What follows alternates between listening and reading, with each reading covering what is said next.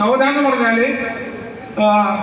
സർക്കാർ ഫാമുകളിലും പൊതുമേഖലാ സ്ഥാപനങ്ങളിലും കൃഷി ചെയ്യാതെ നിൽക്കുന്ന തരിശു ഭൂമികളിൽ ആരെയും കൃഷി ചെയ്യാൻ പാട്ടത്തിന് ചെയ്യാൻ താല്പര്യമുണ്ടെങ്കിൽ അവർ നമ്മുടെ വെബ്സൈറ്റിൽ അത് ചെയ്തിട്ട് ഈ ടെൻഡർ മുഖേന അവർക്ക് ഇത്ര ഒരു ഏക്കറിന് ലീസിന് വേണ്ടിയിട്ട് കൊടുക്കുന്ന ഒരു സംവിധാനമുണ്ട്.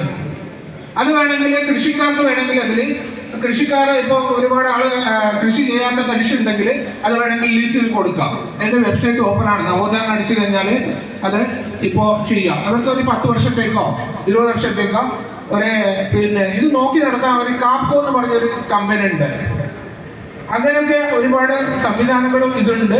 അപ്പോൾ കൃഷി ഇല്ലെങ്കിൽ നമ്മളൊന്നുമില്ല. ഇതുപോലത്തെ മേളകൾ ശരിക്കും ഇത് ഒരുപാട് റിലവൻ്റ് ആണ്, പ്രസക്തി ഉള്ളതാണ്.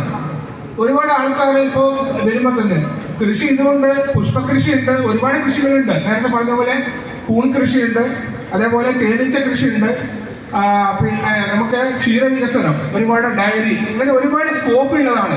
നമുക്ക് പ്രത്യേകിച്ച് എന്ന് വെച്ചാൽ കൃഷി ചെയ്ത പച്ചക്കറി എന്തുണ്ടാക്കിയാലും മാർക്കറ്റ് നോക്കിയേ വേണ്ട. മാർക്കറ്റ്